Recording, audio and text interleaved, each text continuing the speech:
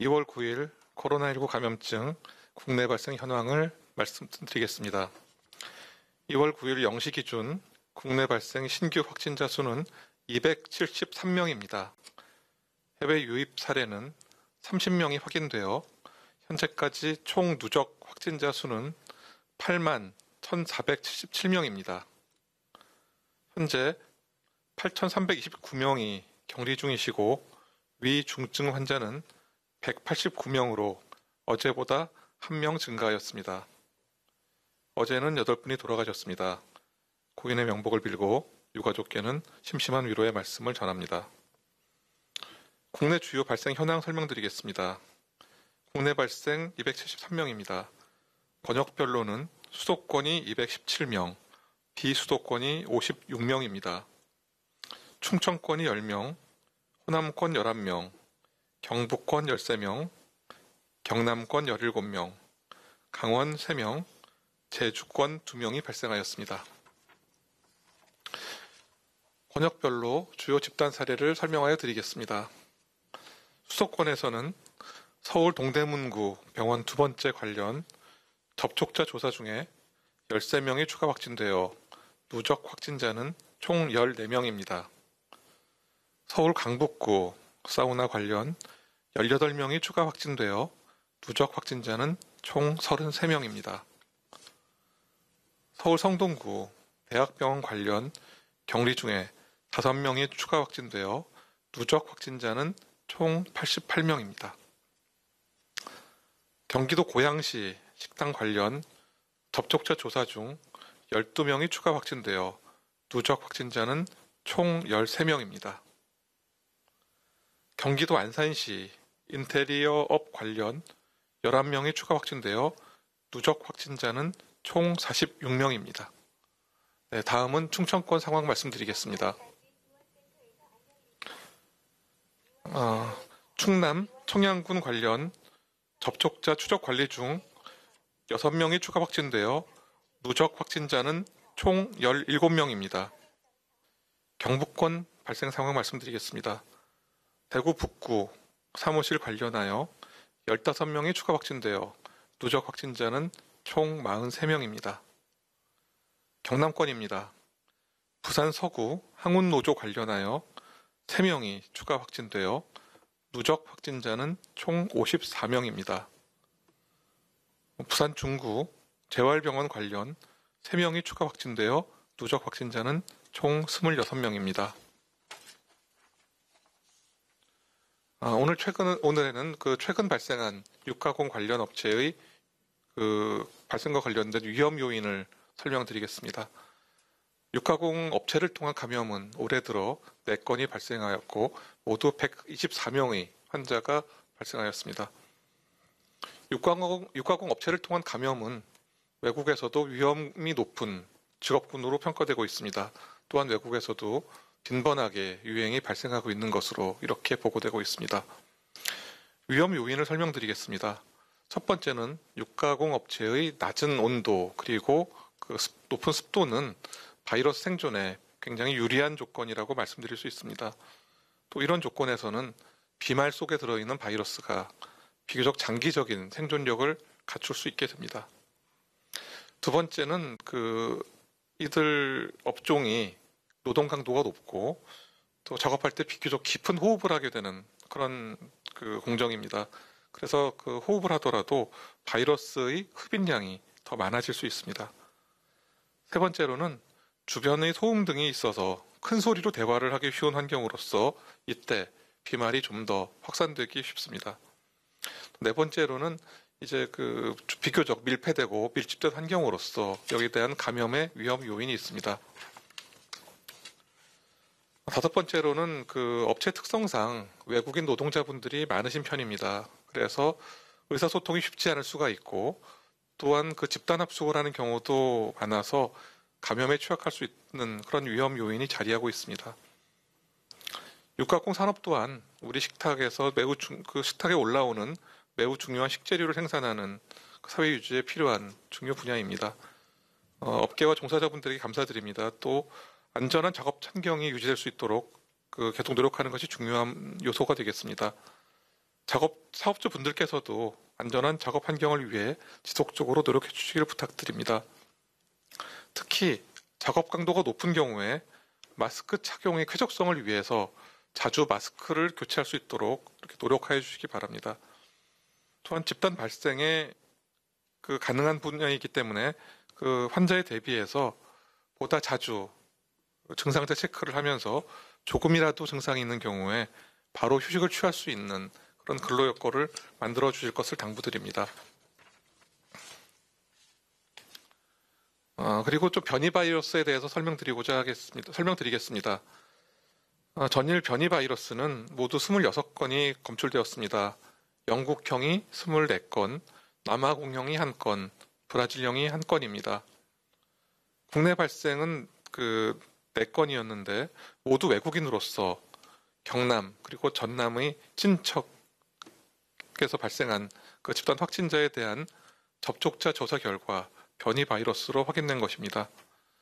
이와 관련하여 국내 접촉자 상황을 재점검하여 검사를 강화하여 실시하였지만 이 4명 외에 현재까지 추가 확진자는 발생하지 않았습니다. 해외 유입은 22건입니다. 16명은 검역 단계에서 확진되었고 6명은 입국 후에 실시한 검사에서 확진되었습니다. 해외 유입 22건에 대해서 접촉자 조사를 실시한 결과 현재까지 변이주 감염에 의한 그런 사례는 없었습니다.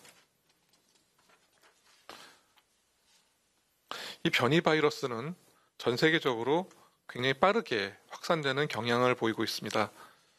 이미 영국은 검출되는 코로나19 바이러스 중에서 80% 이상이 이런 변이 바이러스로 판단하고 있습니다.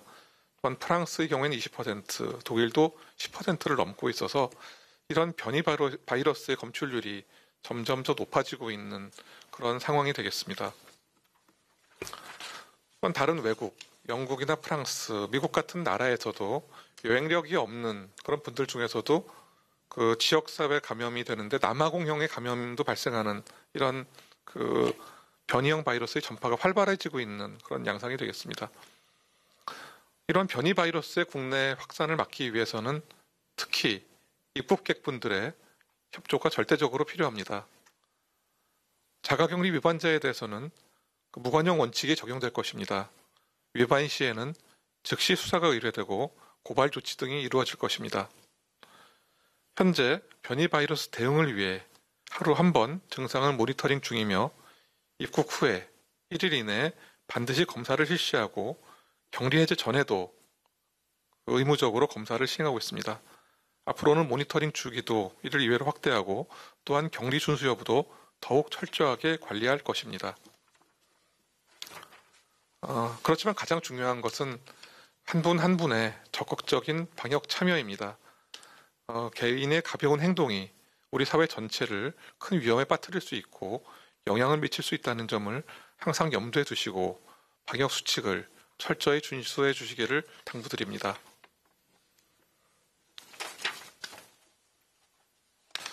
다음으로는 수도권 임시선별검사소 운영 경과와 향후 계획을 설명드리겠습니다. 임시선별검사소는 지난해 12월 14일부터 현재까지 서울, 경기, 인천 지역에서 유동인구가 많은 곳에 모두 131개소가 설치되어서 국민 누구나 간편하게 검사를 받으실 수 있도록 운영되고 있습니다. 이 임시선별검사소를 통해서 지난 8주간 총 161만여 명이 검사를 받으셨고 하루 평균 2만 9천여 명이 검사를 또 받으셨습니다.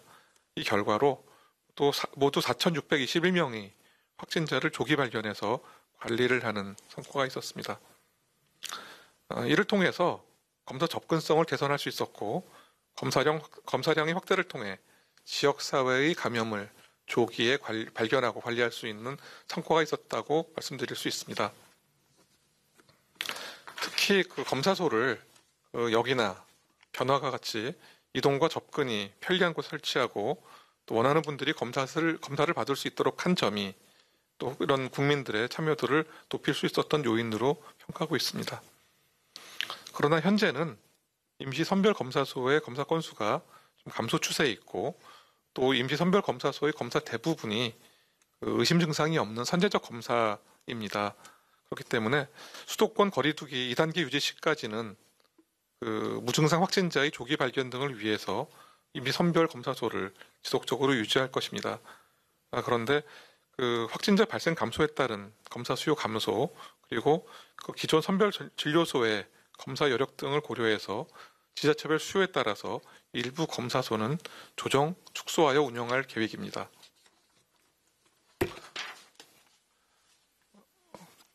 현재 확진자 발생 시 신속하고 빠르게 대응하고 조치하기 위해서 기존의 익명검사를 시행하고 있는 것을 성명, 생년월일, 전화번호 등의 최소한의 정보를 수집한 형태의 실명검사로 전환하여 운영할 계획입니다. 그리고 거리두기 1.5단계 이하가 된다면 임시 선별검사소는 기존 선별 진료소의 지소로서 운영을 할 것을 검토하고 있습니다. 또 이 밖에도 지역의 높은 발생률이 있어서 질병청과 협의하여 승인된 어떤 지역이나 집단의 선제검사소에 대해서도 임시 선별검사소를 설치하여 운영할 계획입니다.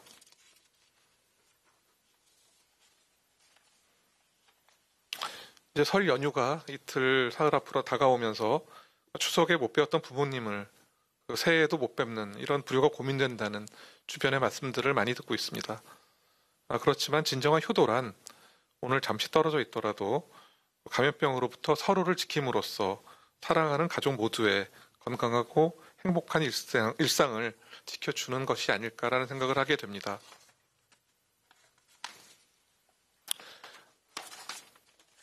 정말 송구한 마음으로 이번 설에도 지금까지 우리 국민 여러분들께서 도와주셨듯이 철저한 마스크 착용, 그리고 산밀 환경에서의 철저한 소독과 환기, 그리고 한순간도 방심 없이 방역 수칙을 준수해 주시는 이런 사항들을 지속하여 주시기를 또 당부드리겠습니다.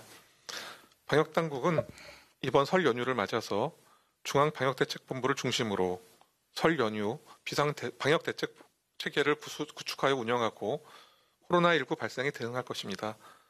또한 해외 입국자라든가 자가 격리자 관리 등에 있어서도 빈틈없이 방역 체계를 유지하겠습니다.